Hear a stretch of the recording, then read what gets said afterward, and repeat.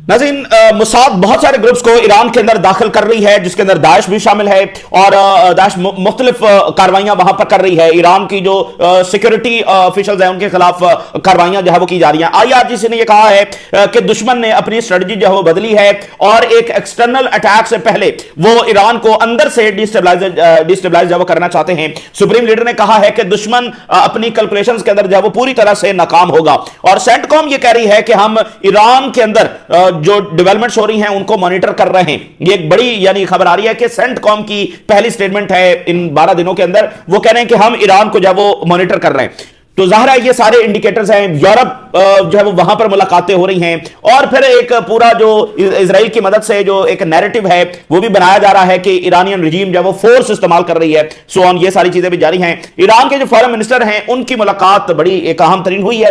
Hezbollah के जो chief हैं उनके साथ मुलाकात हुई है और सेक्रेटरी जनरल ने कहा, चीफ ने यह कहा कि हम पूरी तरह से इजराइल को कन्फ्रंट करेंगे। वहां पर जो यूक्रेन की नाज़रीन जंग है वो बहुत ज्यादा बिगड़ रही है। इससे पहले ऑर्शनिंग मिसाइल जब इस्तेमाल हुए, एक तो लैटिन अमेरिका है जहां पर सूरत हाल डेटोरेट हो रही है, ग्रीनलैंड का मामला साथ चल रहा है, लेकिन यूक्रेन जो है ना, कीव अब निशाना है रशिया का। इस वक्त यूक्रेन का जो कैपिटल है उसको रशिया निशाना बना रहा है और वहां पर वो उनके एनर्जी इंफ्रास्ट्रक्चर को निशाना बना रहा है और वहां पर बिजली गायब है और फिर इस वक्त शदीद मौसम सरमा है तो वहां पर कीव जो है वो कोलैप्स हो सकता है। ओवरऑल यूक्रेन की जो विल टू फाइट है वो भी ज़ाहिर है कम हो रही है। तो जितना ये डिले कर रहे हैं ये भी पॉसिबिलिटी है कि यूक्रेन कोलैप्स हो जाए। तो जाहिर है कि ये एक बहुत बड़ा इवेंट होगा ग्लोबल लैंडस्केप के ऊपर कि उनका ऑर्डर, इसको बहुत बड़ा धचका लगेगा अगर यूक्रेन को इस अंदाज के अंदर जब वो शिकस्त हो जाती है। तो प्यूटन जो है वहां पर कॉन्फिडेंट नजर आ रहे हैं।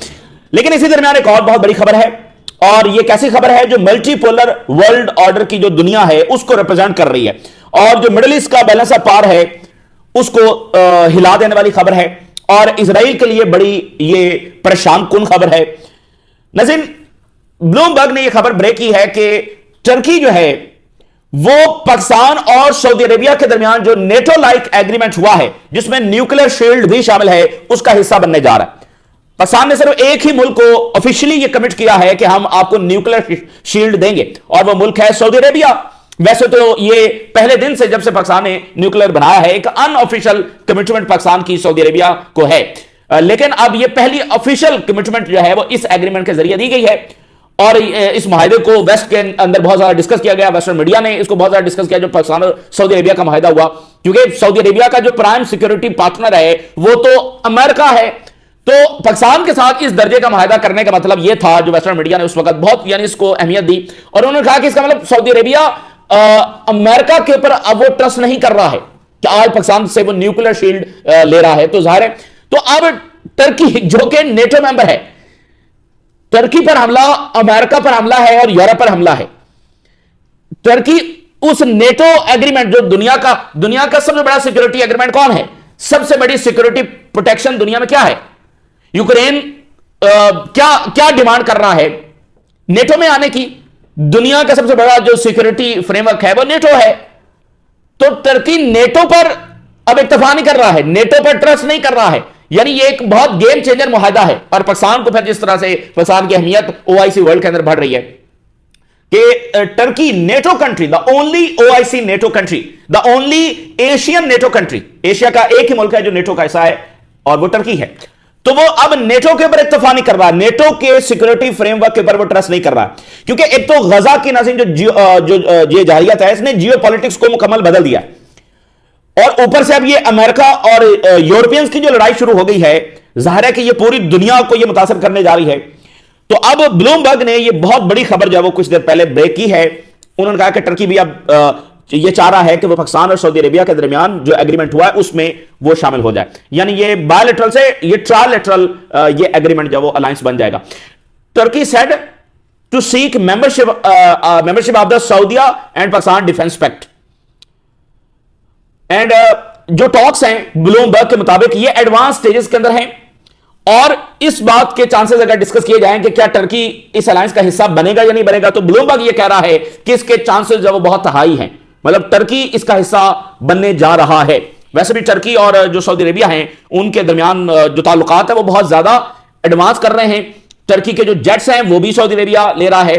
फिर सूडान के मामले के ऊपर, सोमालिया के मामले के ऊपर, यमन के मामले के ऊपर, सीरिया के मामले के ऊपर टर्की और सऊदी अरेबिया की पॉलिसी एक है, ठीक है ना। तो ये वो चीजें हैं कि बहुत सारी जगहों पर उनके जो इंटरेस्ट हैं वो एक हैं, इसलिए सऊदी अरेबिया अलाउ कर रहा है कि टर्की भी इस माहदे का हिस्सा बन जाए। सो टर्की इज रिपोर्टेडली बहुत क्लोज है, बहुत करीब ये मामला पहुंच गए हैं to joining a defence alliance between Saudi Arabia and Pakistan. और इसका जो सारा स्ट्रक्चर है वो नेटो के आर्टिकल 5 के मुताबिक है। एक मुल्क पर हमला, सब पर हमला जो वो तस्वर किया जाएगा, यानी अब टर्की पर भी जो हमला है वो पाकिस्तान और सऊदी अरेबिया पर हमला होगा। इसके बहुत वाइडर डायनामिक्स हैं, जब ये माहिदा हो जाएगा तो फिर ये डिस्कस करेंगे। बहुत बड़ी बात, ये गेम चेंजर बात है, और खुद इसको ब्लूमबर्ग ने इसी अंदाज में लिखा है। उन्होंने कहा कि ये एक बहुत बड़ा शिफ्ट है टर्की का, वेस्टर्न लेड जो सिक्योरिटी फ्रेमवर्क है उससे शिफ्ट अवे कर रहा है टर्की, यानी अब उस पर रिलाय नहीं कर रहा है। मैंने भाई दुनिया क्या चाहती है कि हमें नेटो का हिस्सा बनाया जाए, वो यूक्रेन का फड्डा 30 साल से चला और अब एक खौफनाक तरीन जंग जारी है, लाखों लोग और मिलियंस ऑफ लोग उसमें मारे गए हैं, जख्मी हैं, इसलिए ये हमें नेटो का हिस्सा बनाया जाए। फिर नेटो में आ गए तो बस हम सिक्योर हो गए। तो अब यानी कि टर्की उस वेस्टर्न लेड जो सिक्योरिटी फ्रेमवर्क है उस पर भी इन्हिसार नहीं कर रहा है। टर्की क्या ऐसा देख रहा है कि वो अब नेटो से भी सर्टिफाइड नहीं है, उस वेस्टर्न लेड, भाई दुनिया पर हुकूमत तो वेस्ट ही की है ना। टर्की अब उस सिक्योरिटी फ्रेमवर्क से उस पर इन्हिसार नहीं कर रहा है और उस पर मुतमन नहीं है। और अगली बात सुनिए, इसका जो डिफेंस आर्किटेक्चर है ये इस तरह से है कि मुस्लिम वर्ल्ड जो है वो अब राइज कर रही है, यानी उसके ममालिक जो हैं spanning the middle east and south Asia, middle east से साउथ एशिया तक एक बड़ा यानी पावरफुल ये अलायंस के जो डायरेक्शन तब्दील कर सकता है वाकयात की, बड़े फैसले कर सकता है, डायरेक्शन दे सकता है और इंडिपेंडेंट, ज्यादा इंडिपेंडेंसी हासिल कर सकता है, ये उस तरह मामला जा रहे हैं। तो इसे जो टर्की है इस मुआहदे के बाद अपनी स्ट्रेटेजिक ऑटोनॉमी हासिल कर सकेगा, इसमें इजाफा होगा, ज्यादा वो ऑटोनोमस होगा, ठीक है ना, स्ट्रेटेजिक हवालों से। और इससे फिर टर्की को एक फॉर्मल रोल भी मिल जाएगा गल्फ की सिक्योरिटी के अंदर। गल्फ का सबसे बड़ा कंट्री कौन है? Saudi Arabia. तो टर्की को गल्फ की जो सिक्योरिटी है उसमें भी उसकी फॉर्मल एंट्री हो जाएगी, साउथ एशिया तक उसकी रीच हो जाएगी। पाकिस्तान के साथ मुआहदा है ना, तो ये जो मुआहदा है इसमें यही है कि एक दूसरे की बेसिस इस्तेमाल की जा सकती हैं। ये सारा उस फ्रेमवर्क का हिस्सा है जो बहुत सारी चीजें पर से पर्दा हैं, बहुत सारे ऊपर काम हो रहा है। और भाई बचाना कैसे है? आपको पता ही नहीं है कि मिसाल के तौर पर पाकिस्तान को सऊदी अरेबिया का पता ही नहीं है कि उसकी बेसिस क्या है, उनका कमांड स्ट्रक्चर कैसे काम करता है, उनके पास इक्विपमेंट्स क्या हैं। पाकिस्तान कैसे बचाएगा उनको? इधर बैठकर तो नहीं बचा सकता, उधर बैठकर ही बचाना है ना। जैसे अमेरिका है तो वो तमाम यूरोपियंस की बेसिस इस्तेमाल करता है, तो इसमें बेसिस, तो टर्की की जो रीच है वो कहां पहुंच गई? वहां लीबिया से सोमालिया, सोमालिया से ये साउथ एशिया, और टर्की और बांग्लादेश के भी राब्ते हो रहे हैं, और बांग्लादेश को पाकिस्तान जेट्स भी देने जा रहा है। तो ये देखें एक मुस्लिम नेटो जो है वो ब्लूमबर्ग कह रहा है कि उसके हमें कुछ रंग जो है वो नजर आ रहा है। इसके साथ ये जो अलायंस है ये रीजनल जो बैलेंस ऑफ पावर है उसको कॉम्प्लिकेट कर देता, क्योंकि उसमें जो सबसे बड़ी नसीब चीज है वो न्यूक्लियर है। इस रीजन में एक ही न्यूक्लियर कंट्री है जो इजराइल है, और उसको इसी बात का घमंड है। देखिए अगर कन्वेंशनल पावर में जाएं तो इजराइल और ईरान की जंग में यह साबित हो चुका है कि कन्वेंशनल पावर में ईरान ने इजराइल को शिकस्त दे दी है, और कन्वेंशनल पावर के अंदर टर्की भी इजराइल को कन्फ्रंट करने का, फेंटी लगाने की ताकत जब रखता है। तो फिर इजराइल क्या करेगा? उसके बाद न्यूक्लियर इस्तेमाल करेगा बगैर किसी झिझक के। तो ये उस रीजनल बैलेंस को पूरी तरह से हिला रहा है, क्योंकि यहां पर न्यूक्लियर की एंट्री हो रही है रीजन के अंदर। तो ये इसके साथ एक और ये काम होगा कि अब अमेरिका और ब्रसल्स, वॉशिंगटन और ब्रसल्स यानी यूरोपीय यूनियन, अब ये डायरेक्टली उस तरह से कंट्रोल नहीं कर सकेंगे, क्योंकि स्ट्रेटेजिक ऑटोनॉमी आपके पास आ गई ना, अपने मिसाइल्स भी हैं, आप अपने जेट्स भी बना रहे हैं, फिर आपके पास न्यूक्लियर भी आ गया है। सो जो कंट्रोल है वो उस तरह से नहीं रहेगा। अगर ये फाइनलाइज हो जाता है ब्लूमबर्ग के मुताबिक, तो जाहिर है ये नेटो को रिप्लेस तो नहीं करेगा, बट ये बहुत बड़ा सिग्नल है कि एक मोर मल्टीपोलर सिक्योरिटी ऑर्डर जो है वो अपनी शक्ल ले रहा है। ये इतनी ज्यादा अहमियत जब इस मुआहदे को दी जा रही है, ठीक है ना। लंबा चौड़ा आर्टिकल ब्लूमबर्ग ने लिखा और अब बाकी सारा मीडिया जो है उसको लिख रहा है। सो पाकिस्तान की अहमियत जो है इस सारे टाइम में बहुत बढ़ रही है।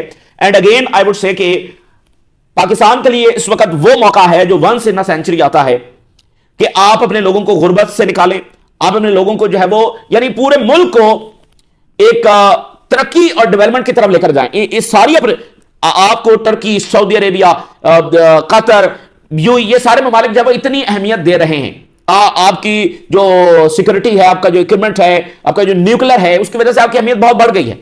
तो क्या आप इस मौके को इस्तेमाल करेंगे ओवरऑल मुल्क की तरक्की के लिए, फलाह बहबूद के लिए, या फिर अगेन वही जो इलीट कैप्चर है, बस इसका फायदा उसी तक पहुंचेगा, वो ऐसे ही मुआहदे इसके बदले में करेंगे? यानी अब पाकिस्तान चाहे तो ट्रेड एग्रीमेंट्स कर सकता है, बहुत कुछ चाहे तो वो उनसे ले सकता है, लेकिन अगर विल होगी और पॉलिसी होगी तभी। बहरहाल तो ये सूरत हाल है। अब जो ईरान की जो सूरत हाल और इसराइल के जो मंसूबे हैं, अगेन 28 दिसंबर से ईरान की जंग का आगाज हो चुका है, यह बात समझना जरूरी है।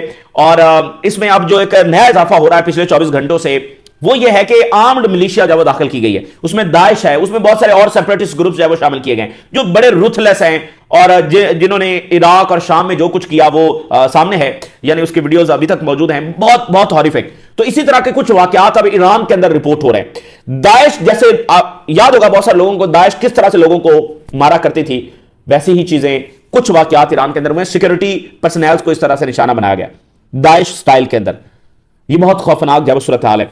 और अब आप देखिए कि वेस्ट जो है वो किस तरह से उसको प्रोपेगेट कर रहा है। जैसे बीबीसी ने लिखा, पुरअमन मुजाहिरीन पर ईरान की रिजीम जो है तशद्दुद कर रही है।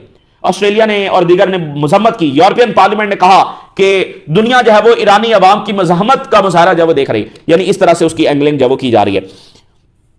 सो IRGC की जो सारी स्टेटमेंट्स आ रही हैं कि ये क्या हुआ है पिछले घंटों के अंदर, उन्होंने कहा कि दुश्मन ने अपनी स्ट्रेटजी को शिफ्ट किया है, एक डायरेक्ट मिलिट्री अटैक से डिस्टेबलाइज करना ईरान को अंदर से। एक डायरेक्ट मिलिट्री अटैक उन्होंने करके देख लिया क्या हुआ, और दूसरा यह है कि उनको पता है कि भाई अटैक करेंगे तो आगे से ईरान मिसाइल मारेगा, उन मिसाइलों को कैसे रोकना है, तो इसको अंदर से डिस्टेबलाइज करो, अंदर से इसको कमजोर करो। ये इस वक्त दुश्मन की स्ट्रेटजी। तो ये जंग इस वक्त जारी है ईरान में, और बड़े मुश्किल हालात से ईरान गुजर रहा है, बहुत चैलेंजेस हैं।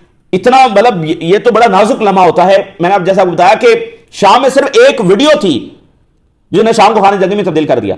अरब स्प्रिंग जिसने कई मुल्कों के अंदर उसने सत्यानाश कर दिया, वो भी सिर्फ एक वाकया था और सिर्फ एक वीडियो थी। तो किसी भी मुल्क में खाना जंगी आप अगर नोट करें, इस पिछली पूरी 80 साल के अंदर अगर खाना जंगी आपको नजर आती है तो सिर्फ OIC मुल्कों के अंदर नजर आती है, बाकी मुल्कों में क्यों नहीं आपको नजर आती? जितने मर्जी अवाम मुजाहरे कर ले, जितनी मर्जी अवाम में गुस्सा हो, वो जितने दिन मर्जी मुजाहरे करते रहे, खाना जंगी कभी नहीं छिड़ेगी। खाना जंगी तभी छिड़ेगी जब आर्म्ड मिलिशिया दाखिल की जाती है, जब मुसलसल असलह सप्लाई आता है, वो आकर हमले शुरू करते हैं। ये इसके बगैर खाना जंगी नहीं हो सकती।